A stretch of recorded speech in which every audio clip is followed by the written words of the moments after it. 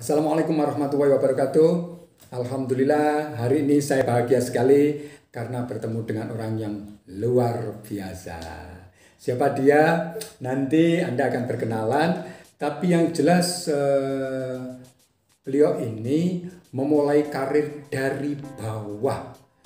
Saya ingat ada seorang pemuda yang mengetuk pintu saya bawa majalah. Nah ternyata beliau ini menjajakan majalah dari satu rumah ke rumah, dari satu kenalan ke kenalan, kemudian pernah melompat jualan ubi Cilembu.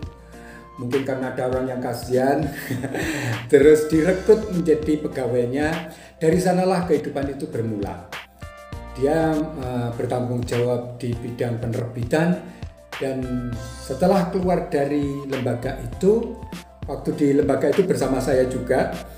Terus setelah keluar dari lembaga itu, beliau ini mendirikan penerbit sendiri. Ya, David Ming. Beliau mempunyai penerbit sendiri dan sekarang sebuah mimpi, banyak mimpinya. Salah satu mimpi yang terlaksana adalah sudah keliling ke 14 negara atau lebih mungkin ya. Iya, baik. David Ming. Siap ya? Ya, apa arti David Ming?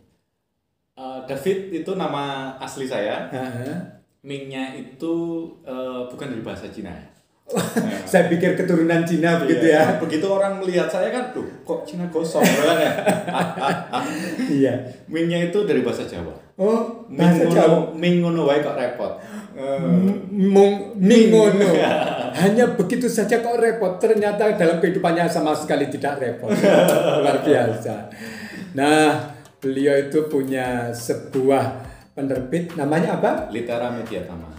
Litera Media Tama. Apa arti litera?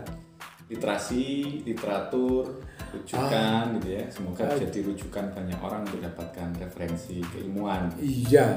Sudah ada berapa buku yang sudah terbit sampai hari ini? Minus 200. 200 buku.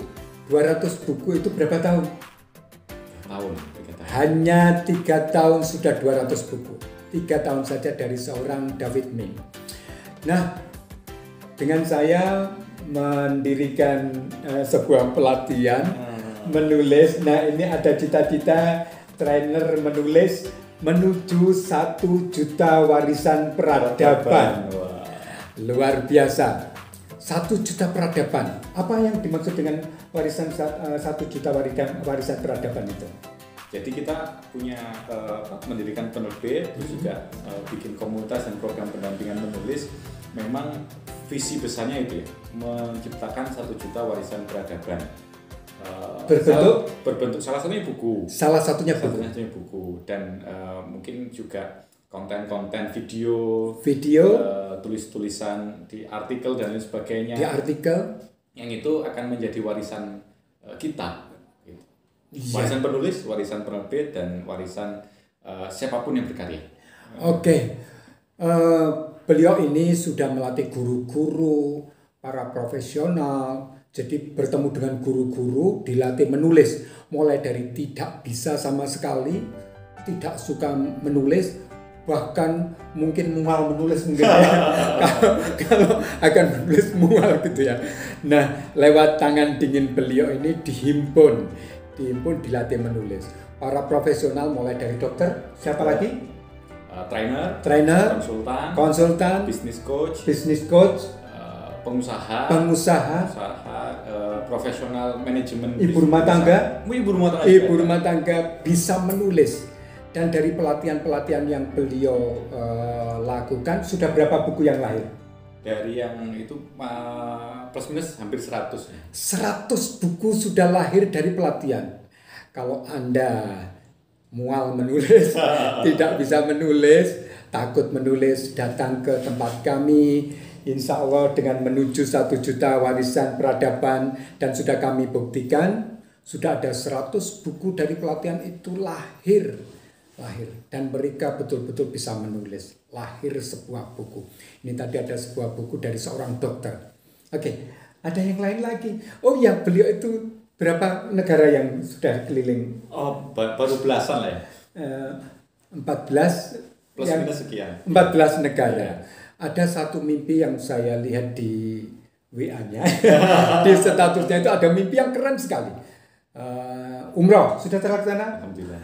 Mengumrohkan orang tua sudah? Alhamdulillah. Mengumrohkan pegawai. Nah, itu mengumrohkan pegawai. Jadi saya masih ingat ketika baru 3 bulan. 3 bulan beliau ini mendirikan Litera, sudah memberikan beasiswa. Ada sebuah beasiswa mengumrohkan pegawai, tapi itu sebuah cita-cita luar biasa. Dan ketika membeli mobil, bermimpi membeli mobil, 3 bulan kemudian mobil itu sudah ada di garasinya dan saya adalah orang yang pertama dijemput. Nah, mimpi ke depan apa? Tentunya meraih warisan peradaban, 1 juta warisan peradaban itu ya, yang terus untuk dikejar gitu ya dengan segala macam upaya. Terus pengen lebih banyak ketemu dengan orang-orang hebat. Ya, beliau ini sudah bertemu dengan orang-orang hebat mulai dari bupati, gubernur, menteri, dirjen, siapa lagi? Konsultan, terus pemilik usaha yang kelas papan atas, penulis papan atas, beliau sudah bertemu. Itu di mana saja, mulai Jawa, seluruhan? Ya. Jakarta, Bandung, kayaknya hampir semua pulau, kecuali Papua masih belum. Kecuali Papua tunggu. Pak David Ming akan datang ke sana, akan melatih Anda untuk menuliskan buku. Nah, hampir semua pulau beliau datangi. Itu artinya sebuah silaturahim. Silaturahim itu memperpanjang usia, betul. Menambah rezeki. Yang satu apa ya? Menambah usia, menambah ya, itu rezeki. 2 itu ya. Oh, nanti kalau ada yang 3 mungkin nanti saya akan membuat video lagi. Iya, terus riwayat Iya, nanti saya membuat video lagi untuk melihat apa hikmah dari silaturahim. Tapi silaturahim yang dilakukan Pak David Ming. David biasanya kan D. Oh iya, David Ming ini keren dan sudah terbukti. Apalagi yang mau dipesankan ini? Oh ya, selain itu bisnisnya kuliner. Kuliner apa? Ini kuliner yang menyambut kekinian ya, kekinian. Kuliner apa itu? Saya menyambutnya kekinian betul. Apa? Kita dulu istri pernah punya outlet masakan Jepang. Masakan Jepang. 10 cabang, terus sempat tutup karena Karena sayang suami. Karena saya lebih butuh beliau. Betul. Bisnisnya. Betul. Ini yang perlu Anda perhatikan. Halo kaum ibu. Ini ada seorang ibu yang merelakan 10 outletnya untuk seorang suami, tapi oleh Allah diberi hadiah lebih ya. Oke, dan dikembalikan lagi ke bisnisnya, ke hobinya. Pokoknya memasak untuk cari pahala yang sebanyak mungkin. Nanti nggak saya bongkar di sini karena ada orangnya. Bisnisnya apa itu kulinernya? Jadi beberapa tahun yang lalu sudah tutup dan di masa pandemi ini kita munculkan lagi dalam bentuk frozen food. Nah, itu yang saya maksud kekinian. Apa kelebihan frozen food itu? Ya, salah satu menunya kan ramen. Iya. Ramen banyak teman-teman milenial yang menyukai makanan itu, namun karena masa pandemi sehingga dia tidak bisa makan di tempat. Nah, ini kita bikin secara frozen, tinggal masak seperti mie instan, tapi sudah bisa merasakan sensasi ramen Jepang gitu. Saya sudah merasakan. Ini testimoni langsung. Keren, masakannya keren. Iya. Dan itu tahan berapa lama? 2 bulan. 2 bulan. Tanpa pengawet. Tanpa pengawet 2 bulan. Apa nama? Family time. Apa? Family time. Yeah. Silakan buka, klik family time, pesan. Ini orang yang punya ya. Wajahnya seperti ini. Selain bisnis itu ada bisnis yang lain, bisnis kesehatan. Itu yang mengantarkan beliau dan istrinya namanya Elia Wong. Elis. Lupa anaknya. Elis, saya menyebutnya di Elis, tapi Elisa Wong. Apa artinya? Wong Ming ngono wae kok repot. Wong yang ini Ming, yang ini Wong Ming ngono wae kok repot. Iya. Dan beliau sudah keliling hampir menginjak 20 negara kurang lebih keliling. Sempat terhenti karena pandemi. Oke. Ada pesan untuk para ada lagi yang mungkin belum terungkap di sini. Kesan selama berbisnis ini. Apa ya? Yang kalau ketemu ayah Prof, saya selalu teringat ketika momen waktu majalah itu ya. Karena waktu itu saya terpaksa memang harus bekerja, terpaksa harus berbisnis, maka salah satu peluang saat itu jadi agen majalah, gitu kan. Nah, waktu itu ketemu ayah waktu ngisi di seminar. Kalau memanggil saya ayah dan ini anak saya. Anak ya, saya yang keberapa. Saya, ayah. Dan waktu itu saya sering sekali datang ke ke ayah, dan salah satu momennya saya menawarkan untuk jadi langganan majalah itu, dan alhamdulillah langsung diterima. Dan saya sangat semangat sekali ketika mengantarkan majalah ke ayah, karena selalu dilebihkan. Selalu dilebihkan bayarnya gitu kan. Jadi rasa bahagia sekali, mesti saya dahulukan gitu. Dan momen itu juga yang menjadikan saya waktu itu punya impian untuk bisa nulis dan bisa membuat lembaga penerbitan majalah ataupun buku. Oke, berarti sudah lama ya? Iya, sejak 2009. Iya. Sejak sekolah dulu. Iya, mimpi untuk menjadi memiliki penerbitan itu ternyata sudah lama ternyata ya. Oke, mimpi apa lagi? Mimpinya banyak sih. Mimpi apa lagi?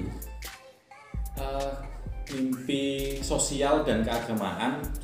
Kita pengen bikin masjid, gitu ya. Bikin masjid. Masjid yang seperti apa? Seperti di Madinah. Amin, jadi amin. Itu desainnya kan keren banget. Amin, amin ya. Dan hampir selalu saya ketemu sama para tokoh-tokoh pembesar itu, mereka bangun masjid. Bangun masjid. Iya. Kenapa harus menunggu lama? Harus menunggu menjadi tokoh? Sekarang Anda membangun masjid, mimpi. Ini dekat sekali. Kalau Anda membangun masjid, bukan Anda, itu proyek Allah itu. Sudah tidak ada ceritanya masjid yang tidak jadi. Amin. Tidak ada ceritanya masjid yang tidak jadi. Sudah mulai sekarang tulis masjid. Cari tanah, sudah tunjuk saja tanah, akan lahir di sana masjid. Oke, mimpi apa lagi? Bersama ayah pengen bikin pondok pesantren yang sering kita bicarakan. Amin. Amin.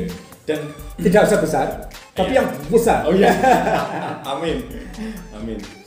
Dan ternyata mimpi itu menarik ya.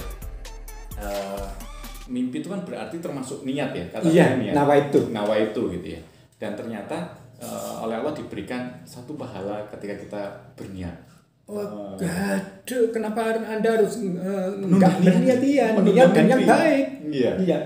Dan mungkin bisa jadi ya, ketika kita niat itu terus kita niatkan walaupun itu belum terjadi, kita dapat pahala dari niat itu. Oh ya Allah. Bisa jadi ya. Keren. Wah, ini saya belajar ini ya.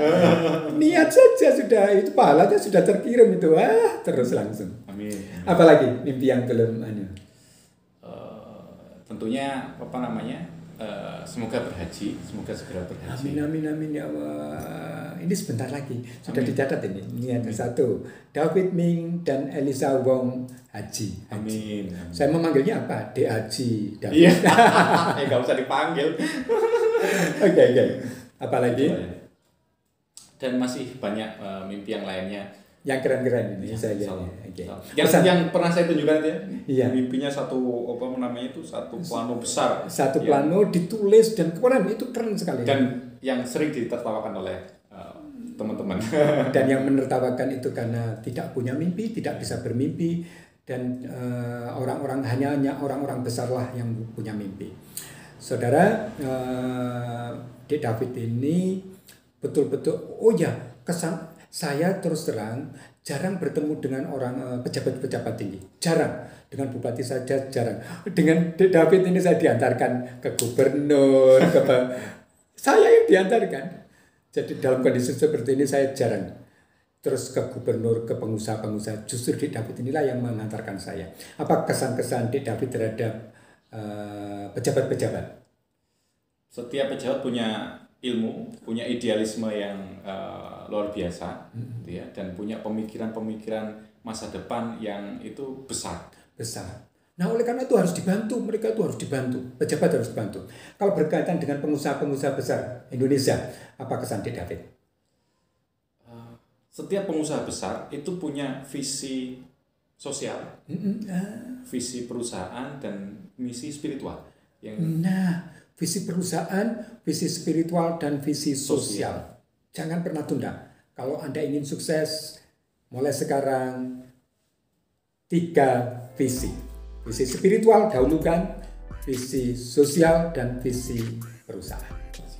Apa pesan Dik David terhadap para penonton? Mohon doanya untuk bisa menciptakan 1 juta warisan peradaban. Mimpi ini sepertinya ketika disampaikan, lucu sekali, masa bisa selama hidup bisa bikin 1 juta warisan peradaban gitu ya. Ya saya kira tidak ada hal yang tidak mungkin, ya kan. Ini menjadi visi mati bagi kami. Tidak hanya visi hidup, tapi visi mati. Bagaimana ketika nanti kita sudah tidak ada, visi itu tetap diwujudkan oleh anak cucu atau mungkin tim atau mungkin siapapun yang mendukung visi ini.